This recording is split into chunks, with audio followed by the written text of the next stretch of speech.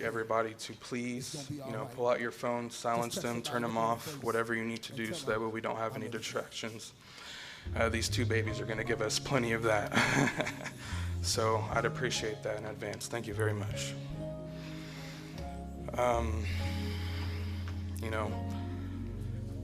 I appreciate every single one of you for coming here and celebrating my mother, Stecy Crockett. As we all know, she was beyond an amazing woman. And, there's no speech or anything that I could write down that can describe, what's going on right now. So everything that I'm going to say is from the heart and as best as I can put it, okay? So the first thing that I'm going to start with is my prayer. If we could pause the music. I think she's going to come in and take care of that for me right now, and then we can go about it. Oh, I can't get no help in here. That's a good place to bless her. Listen to the words. See your days, even when the sun.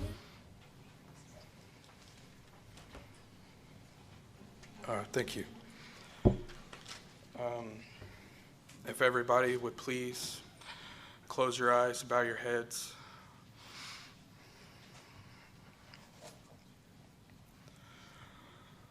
Dear Heavenly Father, we are so grateful that you have made us all in your own image, giving us gifts and talents with which to serve you. Thank you for my mother's life and all the years we all shared with her. We lift her to you today in honor of the good we saw in her and the love we felt from her. Today I ask you help us all. I ask you to be with us while we struggle in the darkness of grief. May we recognize joy in the memories, hope in your love, and peace in the pain. May you walk beside her in her journey and fill that void and our emptiness with your presence. Lord, my heart is broken, and in my time of doubt and pain, remind me of your sufficient grace. I need you, and I need your strength to guide me. I pour out my grief in the hope that our suffering will end and your love will conquer all. Thank you, Heavenly Father, and amen.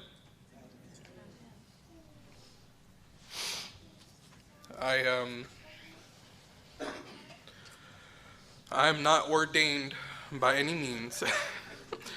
But, I took the time to think about what my parents meant to me and our relationship with God. And I picked two verses that I felt represented, our situation the best. And I'm going to start with Psalm 34:18.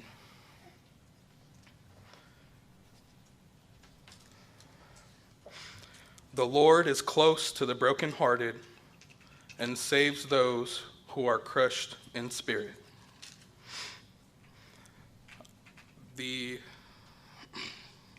There's a lot of context to that scripture, and, this isn't a Bible study by any means, but the way that I took the context is that the way that we feel hurt and the way that we're suffering now, God is taking care of us and taking care of our needs just the way that he watched out for my mother in her time of need. There were, a lot of hopes, a lot of dreams, a lot of prayers that she had, and God and herself took care of a lot of that in the best way that it could be taken care of. You know, I talked to my family members about the last conversation that I had with my mom, and we both had talked about how we were very proud of each other and hopeful for what the future were to bring. You know, there was a lot of years that we weren't there for each other, and there wasn't any blame, but it was time for us to get past that and really focus on what was necessary and what we needed to do. And these past few years, you know, I can wholeheartedly say that she did everything that she could. She cared for her health, she cared for me and my kids, and she cared for all of you, without a doubt. I know that there's a lot of people that have just as big of a void as I do, because she played a really big part in our lives. She was glue, and she kept us mended together. And, you know, going forward, we're going to put everything else aside, and we're going to continue to be graceful in her name. You know, the Lord is close to the brokenhearted and saves those who are crushed in spirit. I speak for everyone when I say that every single spirit is crushed in this room right now. But God is going to continue to watch over us, and he's watching over Mom, and things are taken care of, okay?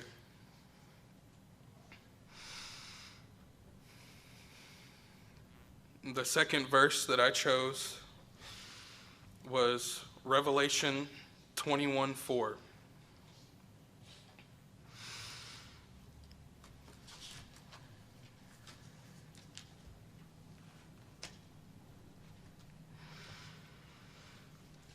He will wipe every tear from their eyes.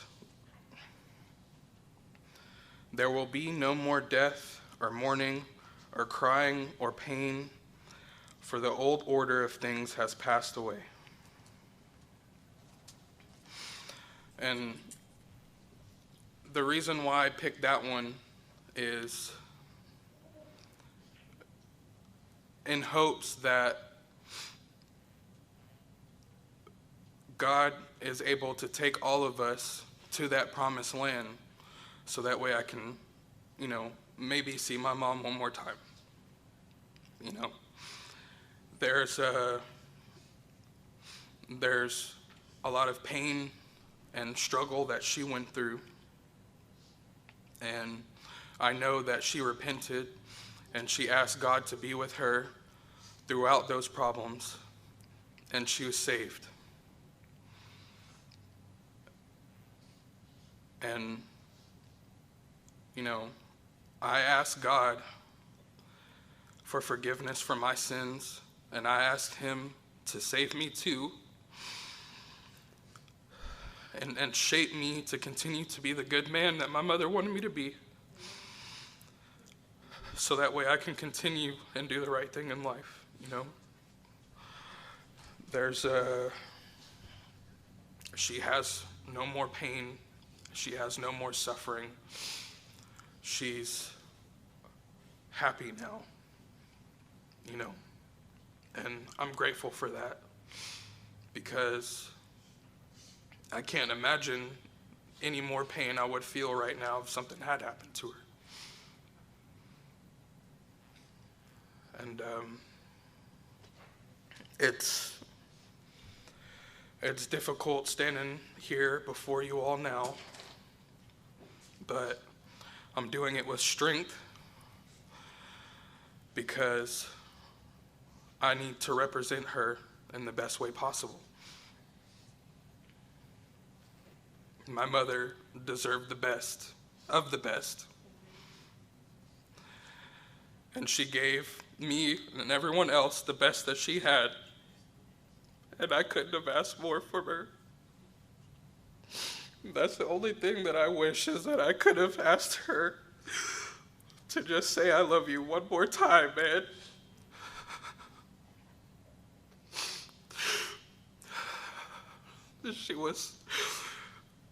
She learned to be selfless, and she didn't miss a beat. The last thing that she was doing on this planet was planning my daughter's birthday party, just like every year. And she did more than enough. And although I wish that she wasn't gone, I'm grateful that it was in the best way.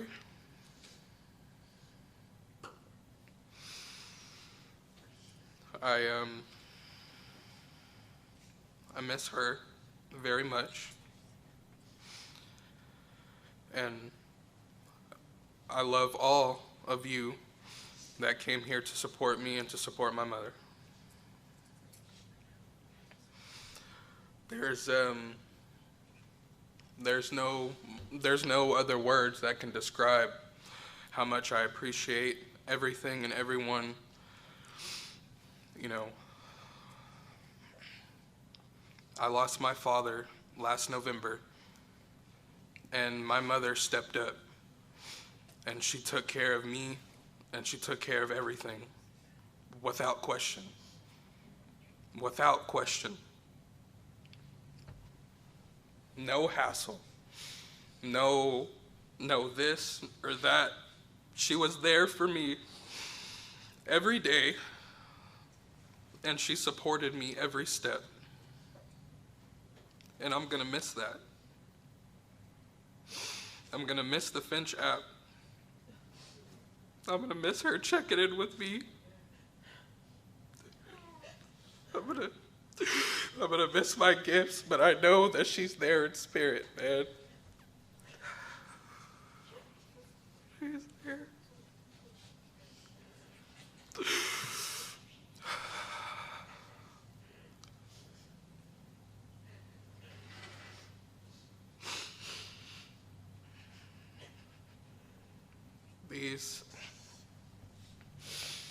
These restless nights and the pain that I feel now is just a stepping stone for what's coming greater. My mom wanted the best, and I'm going to make sure I do everything in my power to provide that for my children. Any obstacle, anything that's standing in between me and that goal will be accomplished because I have God and my mom's spirit on my side. I have the strength to continue to move forward, and I love my children, and I'm gonna do it.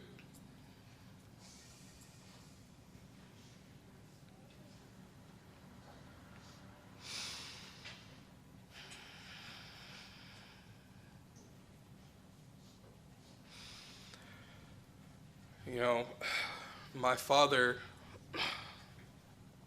he instilled in me extremely important values. When you get knocked down, to get back up, to give your all 100%,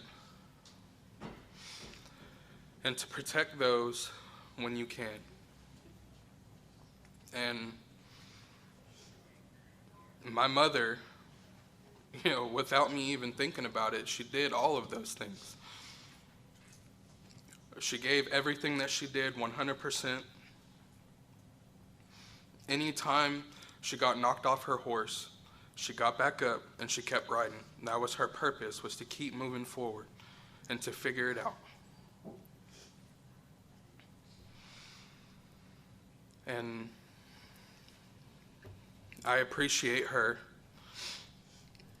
for shaping me into the person that I am now, because I'm going to continue. I'm going to continue that.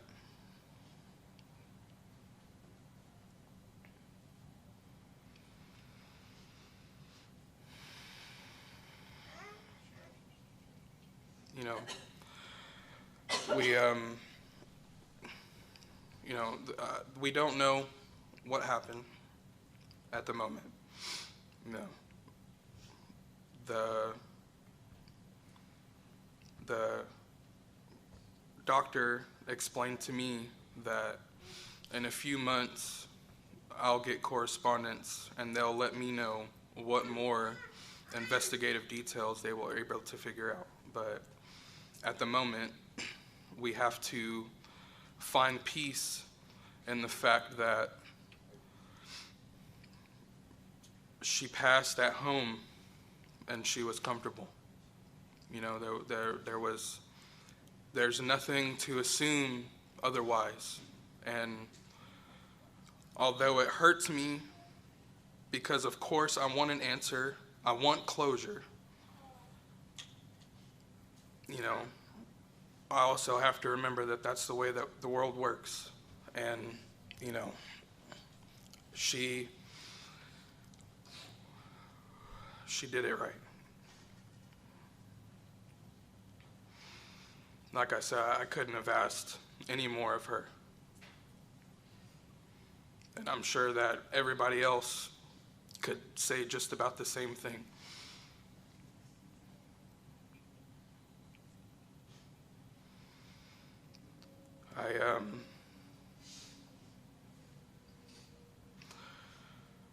I'm sad, but I'm gonna be strong. And those are the words that I'm gonna leave you guys with. Thank you again. I appreciate you all.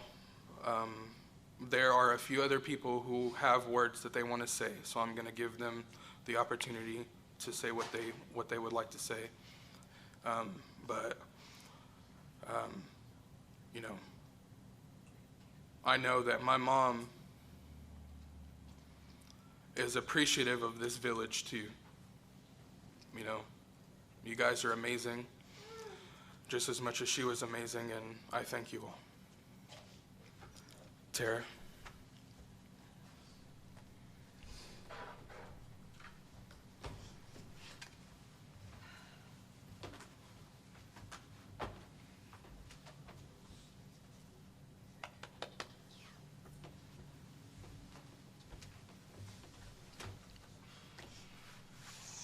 Well, this is a downer, huh?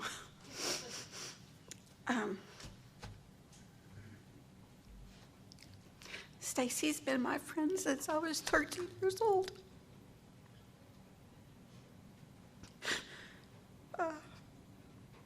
Picture this, it's 1988, and it is in the middle of Dallas off Forest Lane. And I can be bopping up to W.T. White High School, and there's this beautiful girl that is sitting there, and she had on a hat, of course, and white jeans, kicks, a hot pink shirt, a really jazzy backpack. And here I am, a little girl from Stecy, Arkansas, who had a class of 23 going into a class of 2000. And Stecy, I believe, was sent by God, because I was terrified and I didn't know. And I get off my little bus and I'm walking up the steps, and there she was. And she's like, "Hey kid, you all right?" And I'm like, "I'm Tara." And she's like, "I'm Stecy." And she's like, "I'm a sophomore." And I said, "I'm a freshman." And she goes, "Oh, that's obvious." About that time, Ken Garrett came up, and she was somebody that I'd met during summer school. And she said, "Oh, hey, you met Stecy." And she said, Stacy's good people. And then before I knew it, I was enveloped into this loud and rowdy group of girls. There was Amber Frisch. There was basically this whole little team, because she was on the swim team and Stecy knew everybody. And I was kind of jealous because she got to go to Lowe's Field House and practice and do all her swimming stuff and then get an hour and a half to do everything and look great. And her mother wasn't there to tell her what she could and could not wear because we were at Lowe's. And so Stecy always came looking just the bomb. So picture it, we go through and it's time for drill team tryouts. And Stecy goes, "You're trying out, right?" I said, "No." And she's like, "Girl, you're trying out. Come on." So there we are trying out in these god-awful leotards that were black that rode right up your butt. And Stecy made it look effortless. And then there was Amber, who also made it look effortless. They were the coolest. And I considered myself one of the luckiest people ever because I had two of the greatest chicks ever. And Stacy's mom would call us the Three Musketeers. And Amber had this shitty little silver Datsun, and we rode everywhere. We would look for change on the ground to buy gas and Taco Bell. And we made it. We were honor students. We were perfect according to our parents. We never really got into trouble that we were caught for.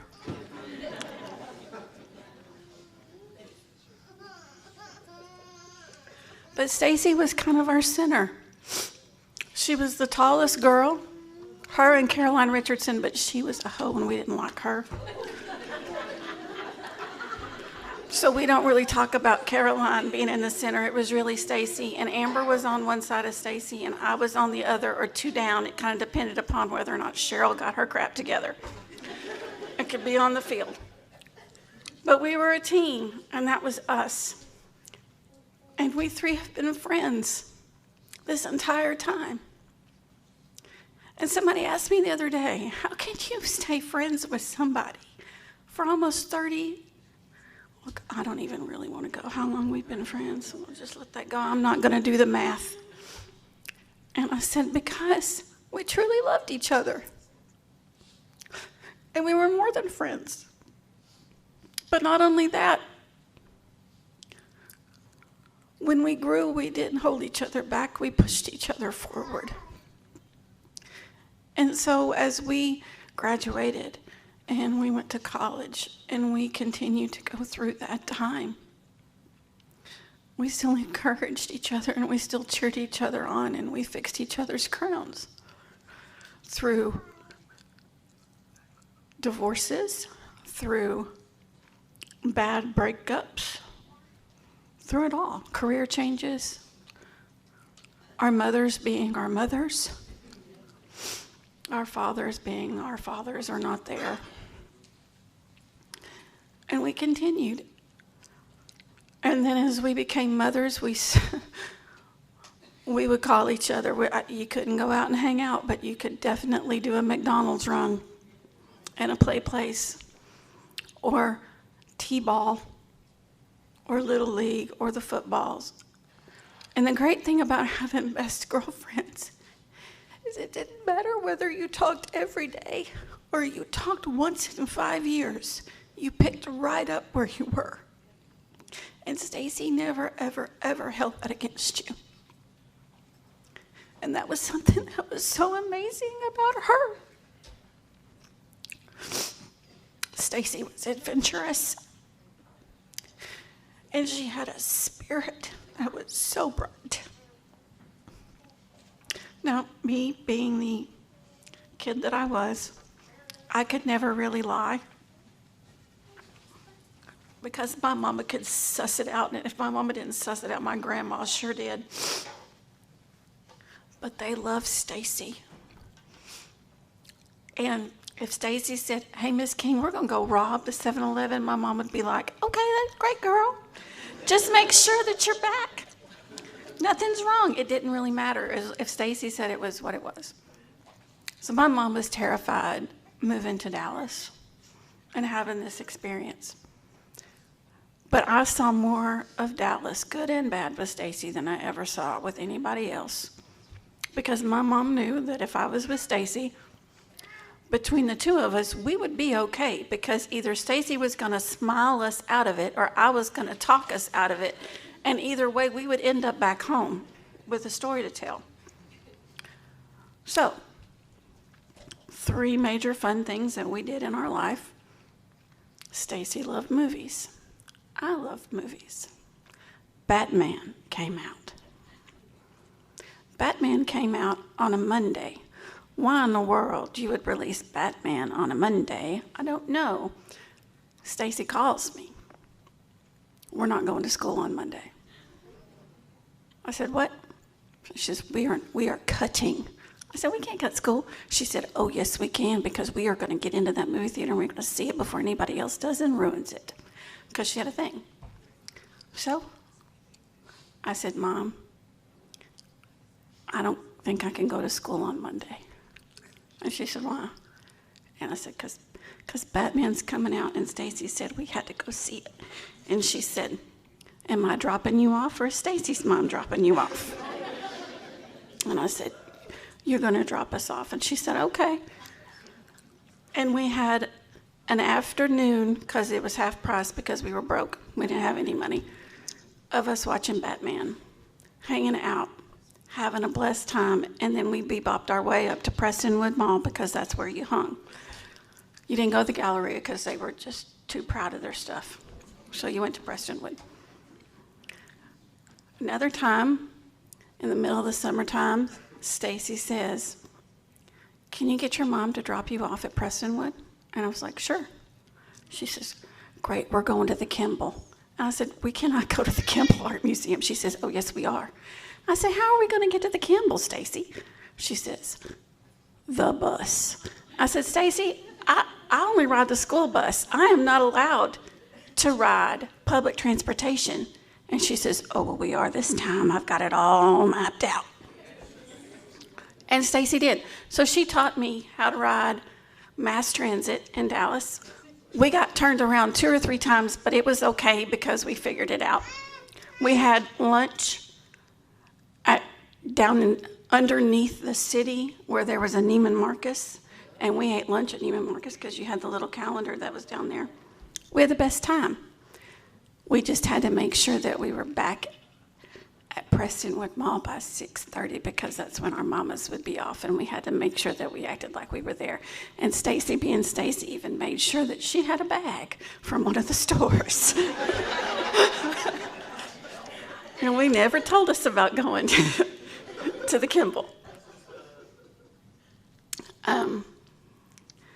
She had this spirit and this excitement about everything. I may not have ever agreed with some of the stuff she did, but I supported her, and I didn't judge her. Now, that's not to say we didn't have hard conversations, because we did. There were many a times that we had to go, sis, for real? And she'd be like, Tara, don't yell at me, just listen, because I don't want to hear you get all mad and get all whatever, and then you get all worked up. And I'd say, okay, just tell me about her or him or what was going on. And I would listen. And when it was over with, I would say, what did we learn?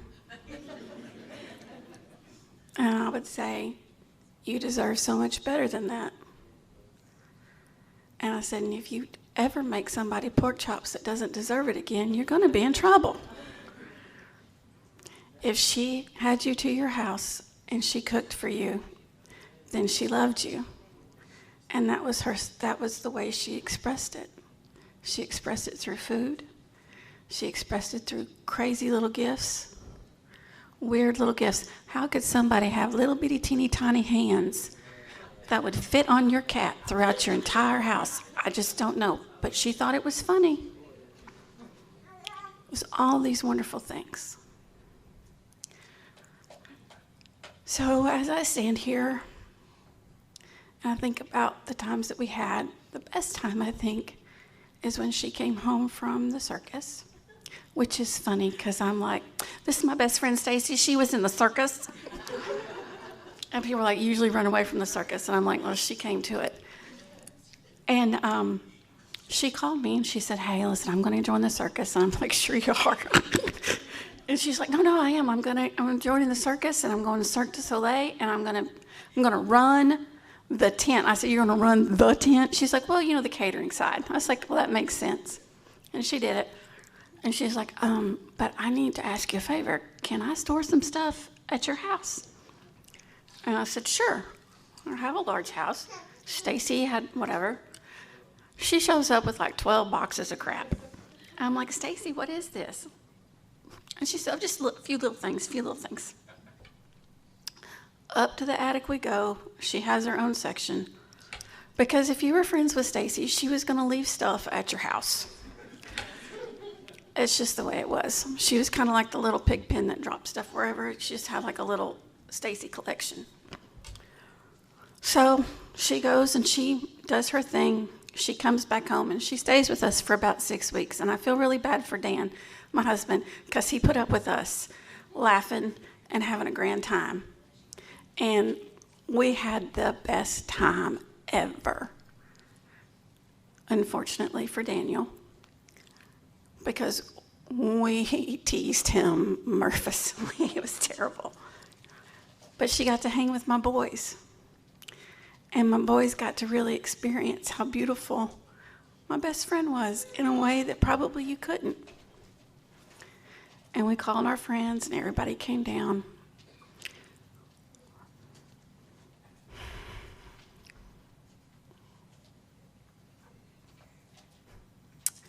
But she noticed that I was struggling because raising 3 boys is hard, and being a teacher is hard, and being a wife is so hard, and trying to be everywhere to everybody at every second was so hard. And my mom was gone, and my dad was gone, and I had just been holding it together for so long. And she recognized it. And she came up to me one night and she held me in her arms and she said, sis, you're beautiful and you're doing a good job and your husband and your kids are so lucky. And she said, I'm going to make dinner. And she made meatloaf cupcakes. If you've never had it, you should probably do it because it was freaking awesome. And she got my kids involved, and she did these wonderful things.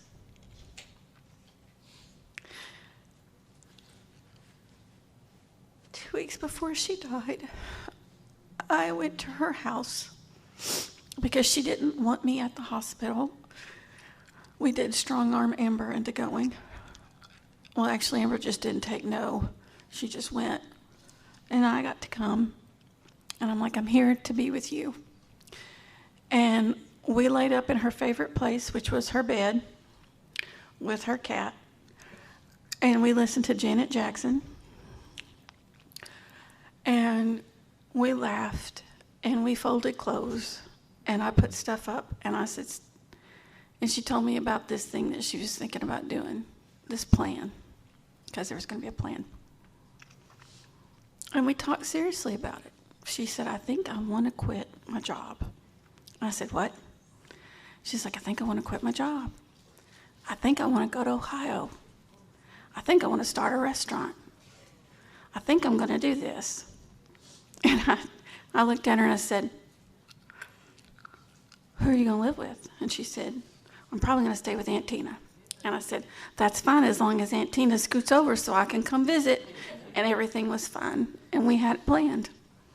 She decided on a food truck. We were going to come up with some funky names. And we were going to make a menu. and have these ideas. Before she left, I carried a crap ton of boxes from Amazon down to the stairs and threw her stuff away, and we talked. And I said, hey sis, I'm gonna be back up here August 3rd because Region 10 starts that day. And either let's go to lunch during my lunchtime, or when I get done, I'm probably gonna need wine. And she said, well, come on over. And I never got that day.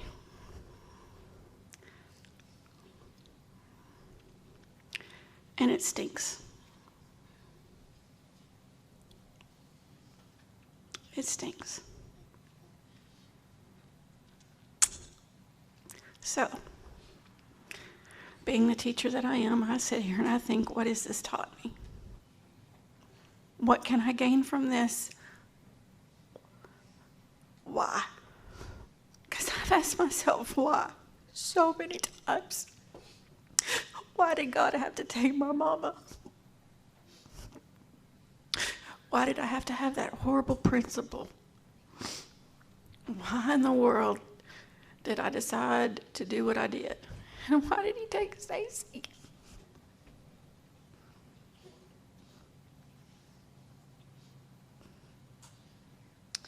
And the only thing I can say is that maybe this is the call to arms that some of us needed. To know that, hey, you need to get up off the couch. You need to embrace the time you have. And you need to go. And you need to experience. Because even though we only had Stecy for 15 years, she had a lifetime of adventures. And she really wasn't really ready to stop. Stecy loved you guys. I heard all about it, and some of you are probably thinking, ooh, what'd you hear? Yeah, I know.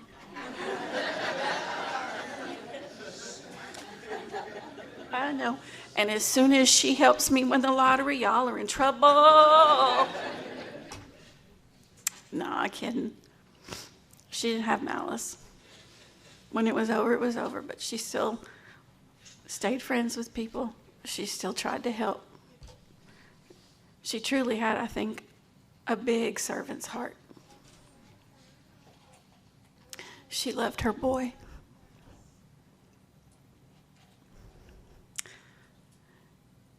We as mothers sometimes make really crappy decisions. Or we do things that we think in the best interest is the right thing to do. And we make mistakes.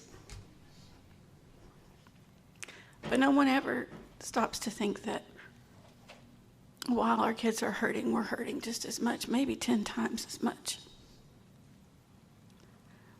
And I know that Stecy worried and prayed and loved that boy. And if I can lay anything on your heart, it's for you to love and pray for him too.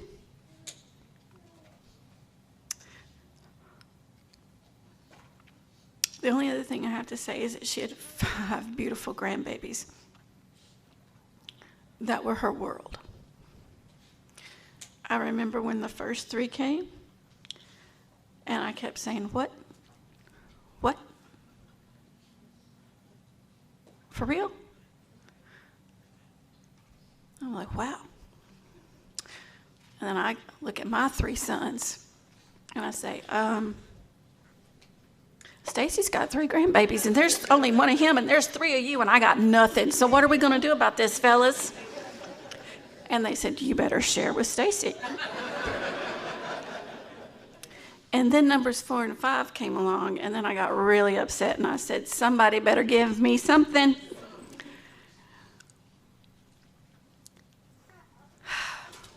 But I kid. But I want those grandbabies to know that they will always have a special place in my heart. And Aunt Tara will be there with some really crazy fly stories of your grandma. And I'll even teach you the dance routine to the Yellow Rose of Texas. Because trust me, we know it. Backwards and forwards. In fact, I think Stecy and I might have done a little bit of it at our 35th reunion, but we're not really going to go into that.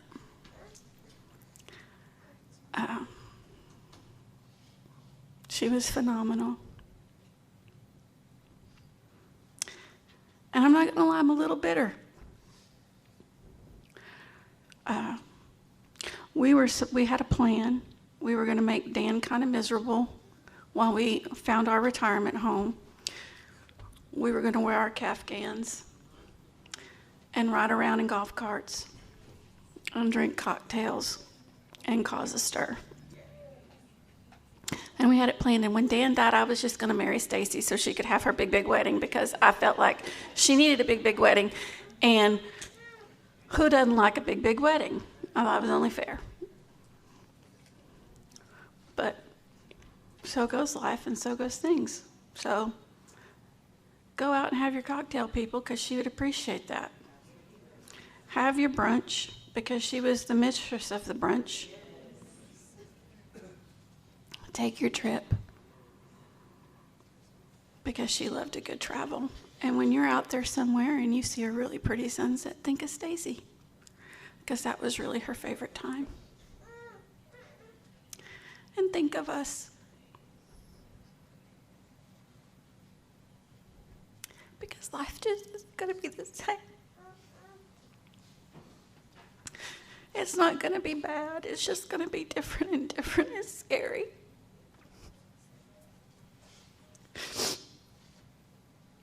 That's all I got, guys. Thank you.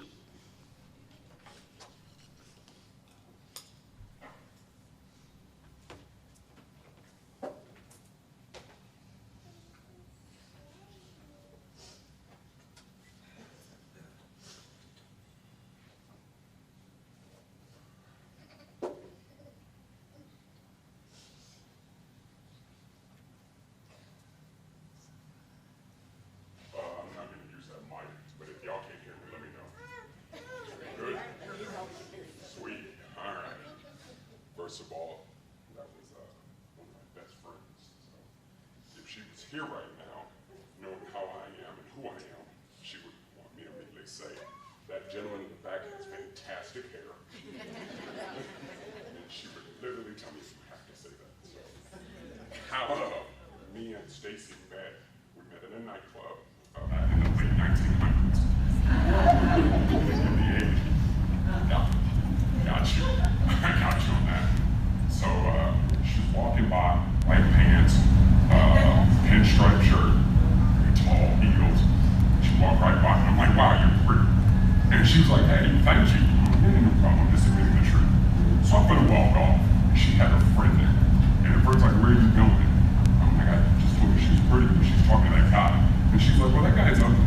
And I'm like, so you're saying I got a chance, all right? Okay. So I went over, spoke to her. She got friends immediately for some weird reason. I think because we had eye contact, we could see each other. Perfect. And got each other's phone numbers. There was that young thing that they give. I have it. It's not cellular, but it's right? And yeah. And so text, I invited her over. She goes, you're not going to try to know your wife. Hadn't crossed my mind. Right? So she came over, I made spaghetti. Also did the spaghetti. Made the spaghetti. She's like, nobody's ever cooked for me. I'm like, you're special. Special. Alright, so made the spaghetti, then we got to be friends. We stayed up all night watching Star Wars. Right? All alone. Right?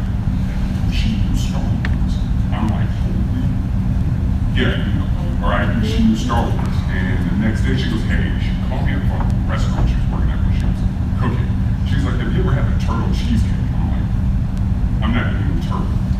I never think those two things. She goes, you'll be fine. So she brought me a turtle cheesecake. And I'm like, you do understand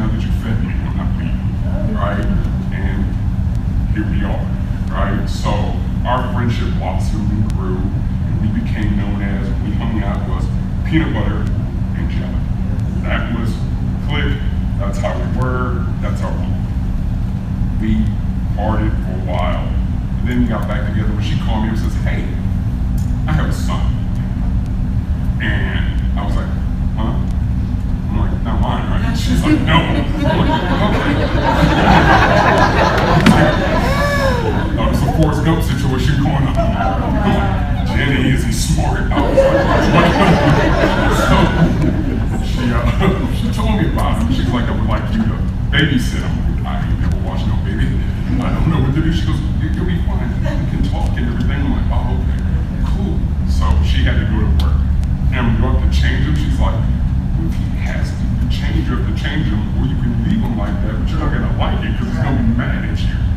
So as soon as she left, I think he did it on purpose because he was holding it because he was looking at me.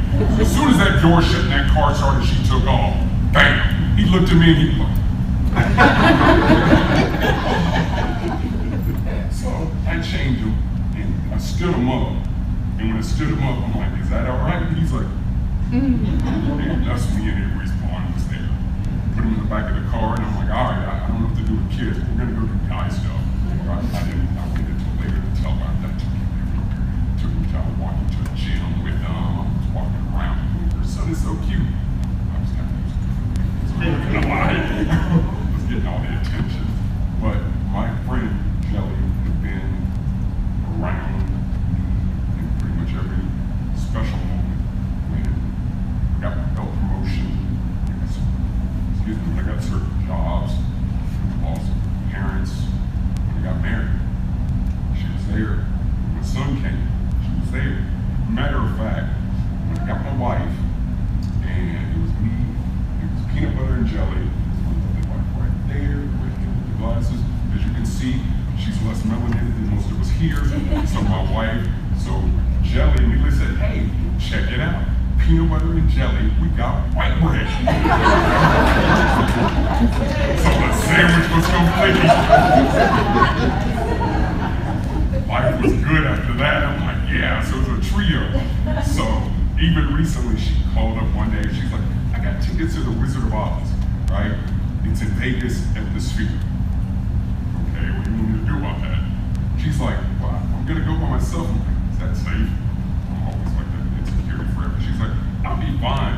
I'm like, you sure? She goes, do you want to go? I'm like, they don't make red ruby slippers at 16 wide, so I'm gonna say no. All right, but I can do one better for me. My wife. And they had them all.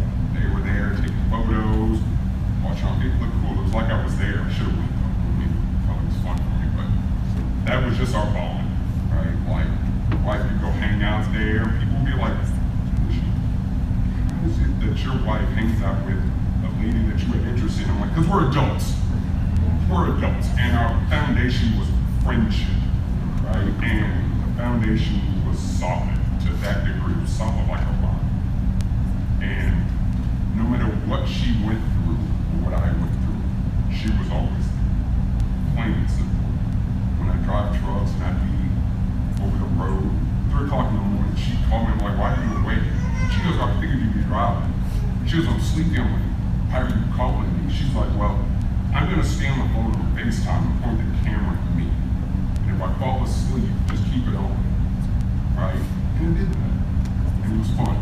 When I got to a place, the sun came up, I dumped the screen, wake up, I'm at my destination. She's like, you good? Yeah. All right, I'm gonna really go to sleep now.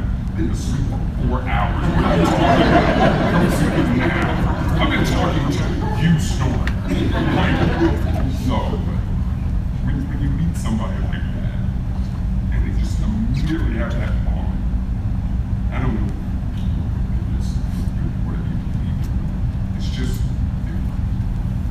You can tell. There's no altruistic moves. She wasn't trying to get something out of it, right? Other than the fact that I was the looking guy, right? But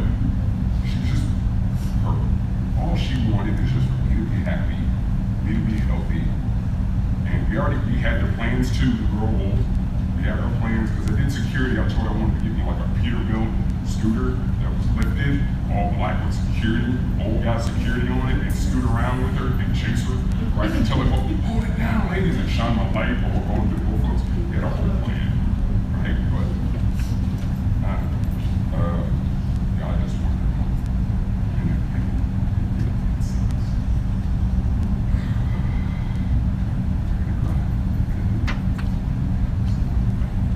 Right? But that's the thing. So, to family and friends, the ones that I do know and the ones that I don't, I do know all. And the reason why I know all y'all,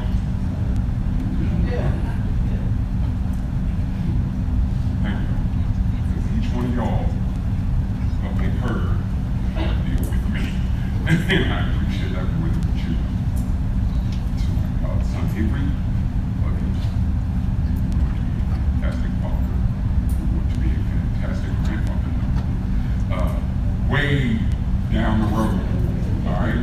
I'm going to buy a little PS5 so you have something else to do than have more kids, right? Just coming out like a Pez dispenser. I'm like, you have like a VIP rope, just you don't have like cut it down. You proved it. Right? You're good. What? I'm gonna say it.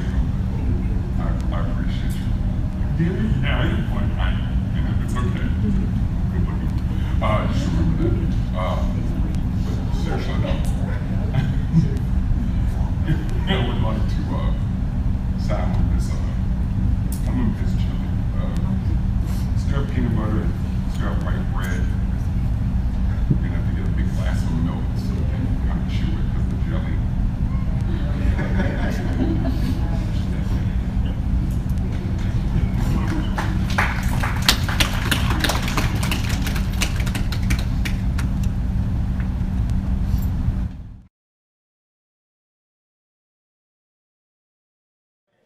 I know we like to think it's a sad time, but it's a celebration.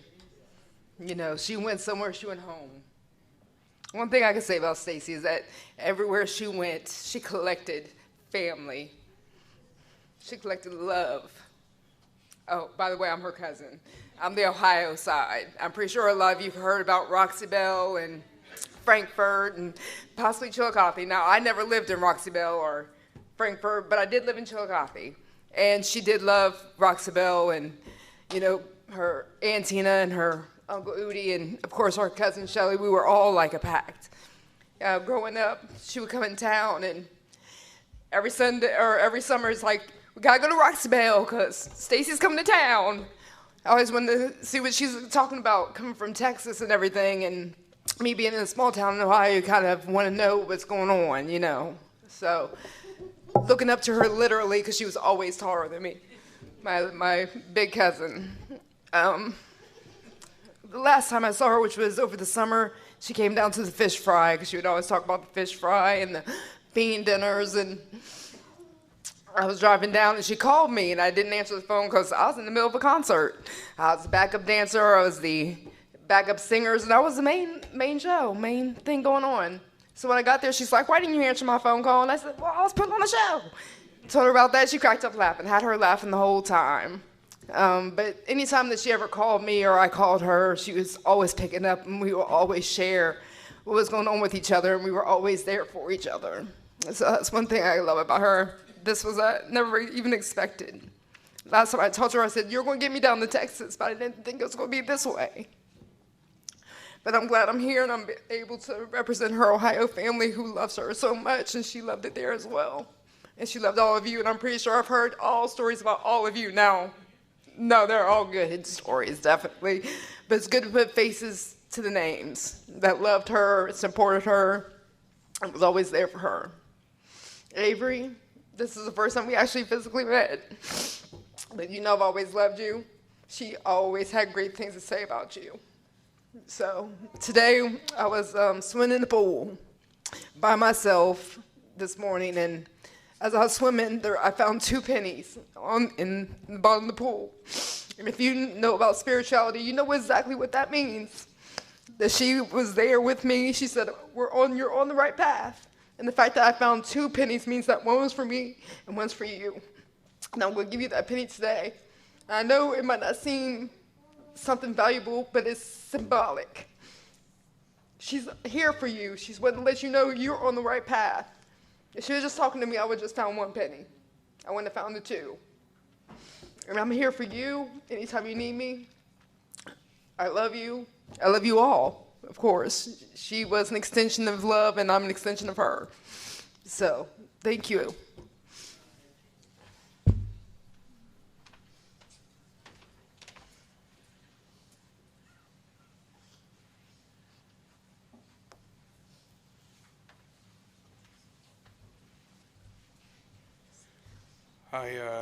I appreciate you, Tara, Cousin Robin, and Brandon for speaking and saying beautiful words. And I just wanted to extend an opportunity for anybody else that wanted to speak their heart.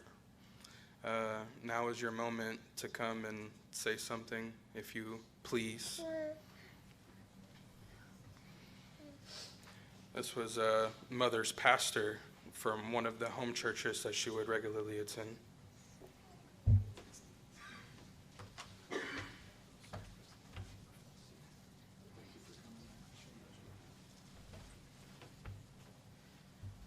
Good afternoon, everyone.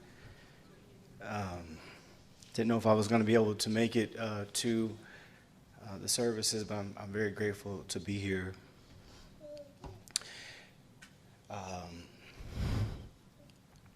I had the privilege and the honor to get to know Stecy through ministry. She came to our church back probably a little over maybe 10 years ago at this point. As I was reflecting on it earlier today, I remember how bright her countenance was, and at the same time, it was a look in her eyes like, this feels really good, but let me just feel this thing out to make sure it's on the up and up. And one thing I must say that I deeply love and appreciate about Stecy was that sense of adventure, that sense of wonder and curiosity. As you've heard from others that have spoken today, I truly admire her ability to take hold of life and to be curious about life and to pursue life. So much is happening. I'm sure it's not just in my world. So many people are passing away, people that in our minds it just doesn't make any sense. And there's a lot that I could say more about Stecy, but I want to just share with each of you, just to admonish each of you to make sure that every day that you live, that it is by design and not by default. It is so easy for us to get caught up in just the order of the day and the demands and the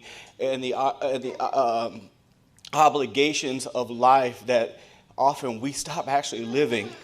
And as we see, there's no guarantee for how long any of us are going to be here. And while we are still here, I just want to encourage each of you to live as Stecy did. It's okay to make mistakes. It's okay to pivot and change gears. I don't care how old you are. Find the thing that makes your heart beat twice as fast and pursue that thing. Even if it's for only 2 more weeks, 2 more years, find a way to get all that life has for you. We get the privilege of being able to take more of Stecy's legacy of light and love with us as we go. But more importantly, there's an abundant life that's available to us in the here and now. I don't pastor anymore. I don't preach anymore. But the scripture that I keep with me all the time, the scripture says that the thief cometh not but for to steal, to kill, and to destroy. But I am come that you might have life and that you may have it more abundantly. Let's not squander this time with foolishness. Let's not squander this time with fear. Let's not squander this time going back and forth with one another, but let's truly pursue the abundant life that is available to all of us, so that even before we get to whatever is next, we can leave this world and say to ourselves, well done. Thank you.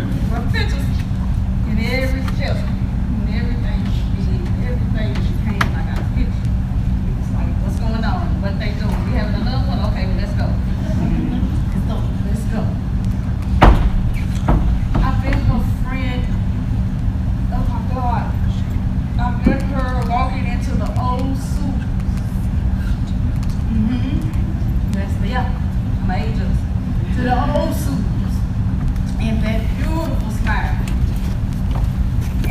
was so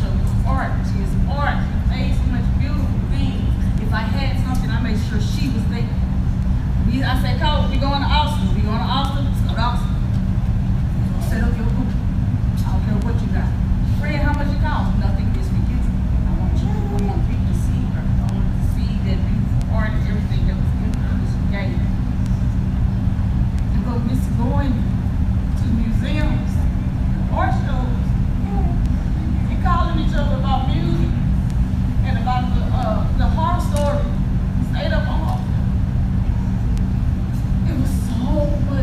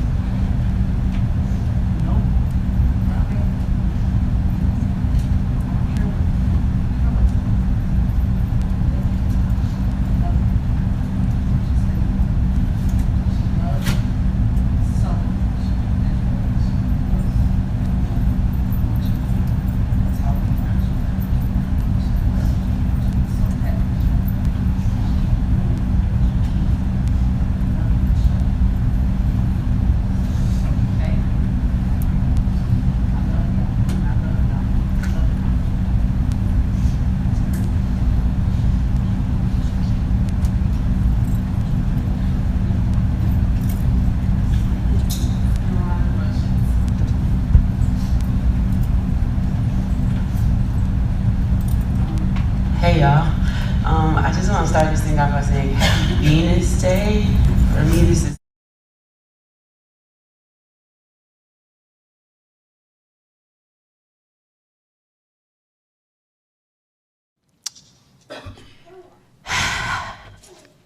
I may have the shortest stint of time of knowing Stecy out of everybody in this space, and allow me to be the polarity for y'all who knew her for an extended period of time. I think I'm on my 3rd or 4th July of knowing her, and I only know it's July because she invited me randomly to a 4th of July pool party, right? With all of her people at the time that could make it or whatever. And she extended an invitation to me, and she was the most hospitable person I ever met for the first time.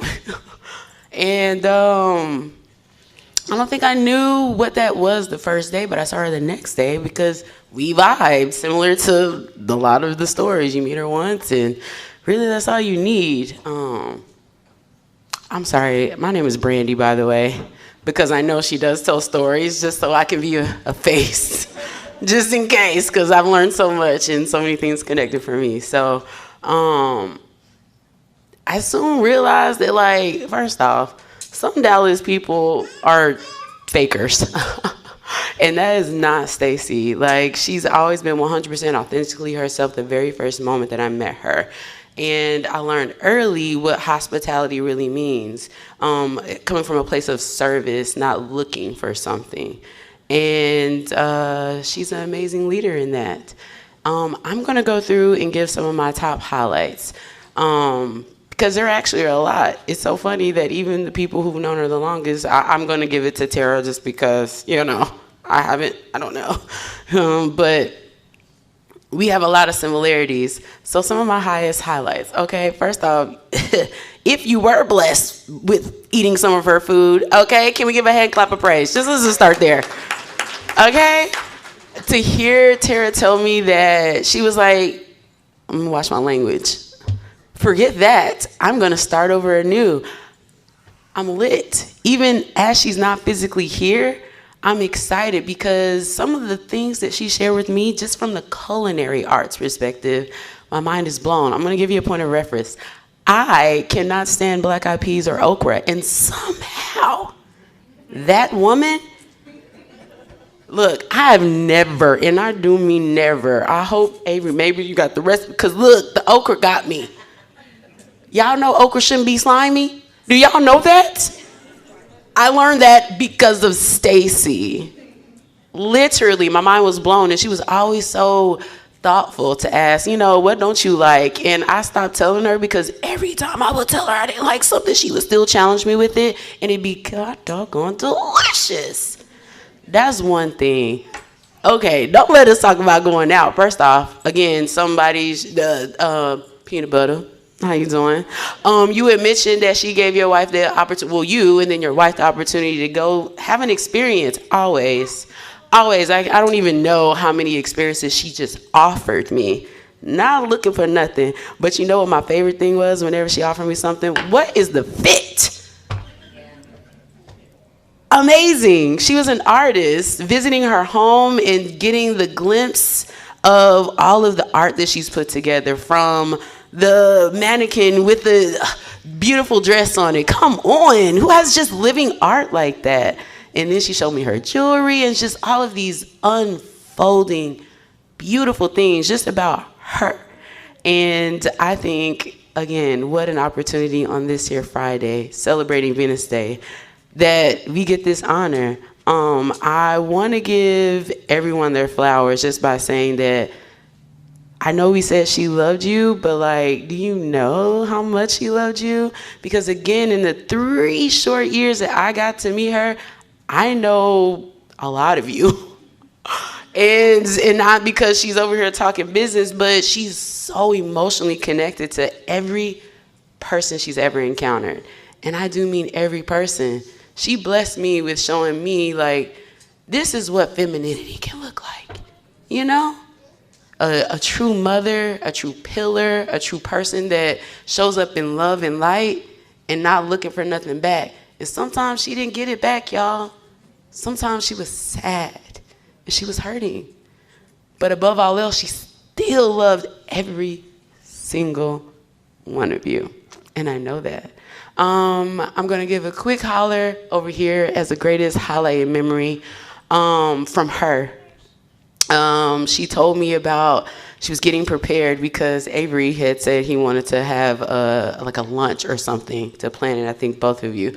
And I was like, oh girl, I hope it's okay, please. Cause she was, the last time she talked to me, she was just really excited about all the things that you had achieved. And all the excitement that you had about the journey that you were on in your, I will say it's your new phase of life. And then she told me afterwards, she said, girl, they came over there to tell me that they having another baby. I said, well, mazel tov. And she was just so excited. Like literally that moment, I don't know if y'all know, both of you, Desiree and Avery, she was so ecstatic. And it meant so much. And that's why that's one of my many, many takeaways. But to represent what she thought about you and your family and your growth individually, okay, because she did tell me, but girl, hold it down, okay? She was really just so over the moon. And proud is not enough of a word to express, like, you got this, bro. And she know that. Otherwise, she still be right here with us. So at least take that. Oh, and my last takeaway, since we talking about, like, I ain't even talking about the music part. As I was celebrating Venus Day, I have this playlist that I just throw songs in that inspire me. And I feel like this is for all of us to share. Okay, the song is Janelle Monáe with Erykah Badu, Queen.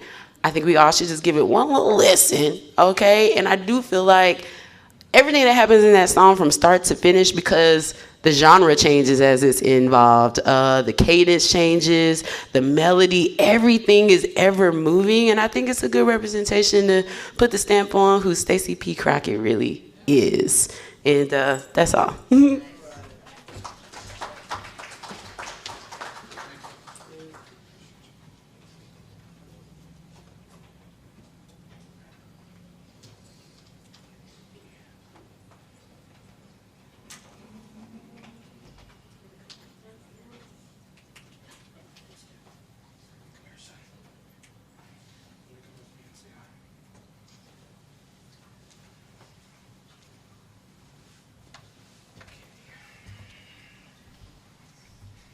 Now I have another baby in my hands. Say hi.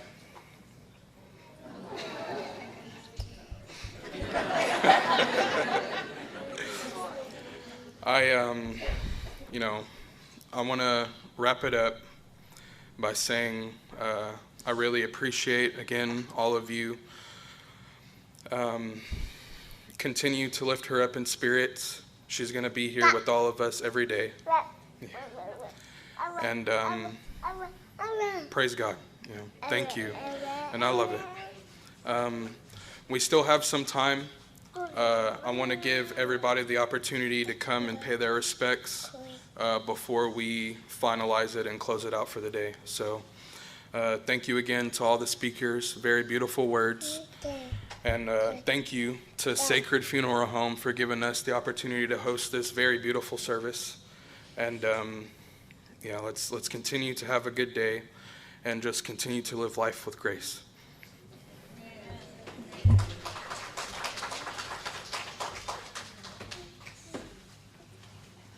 So some of us already had the opportunity to come up and speak with her and pay our respects. So I guess we can start from the front to the back and we'll just carry on as it goes.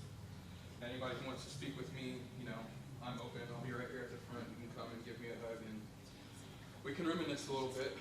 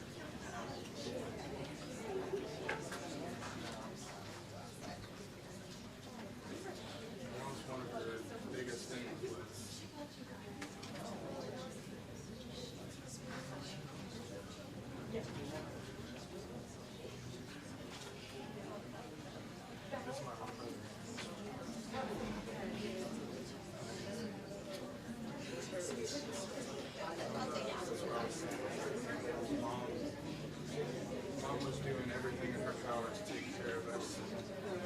She was keeping it strong. I feel that she's going to take everything in me, but I'm going to continue. I'm going to take care of these babies.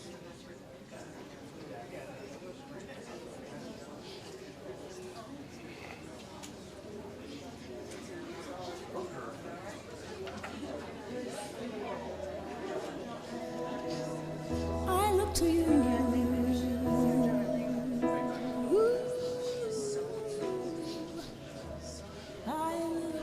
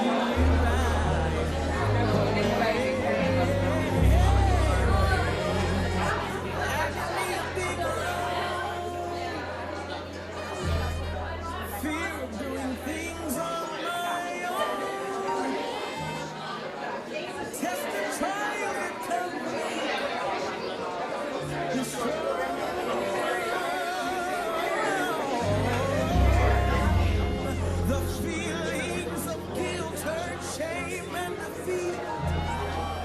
The waves of trials that beat upon me. But to know, Lord, that in you I've got victory. I need you now, Lord, I need you now. I need you right now, right now, right now. I need you now.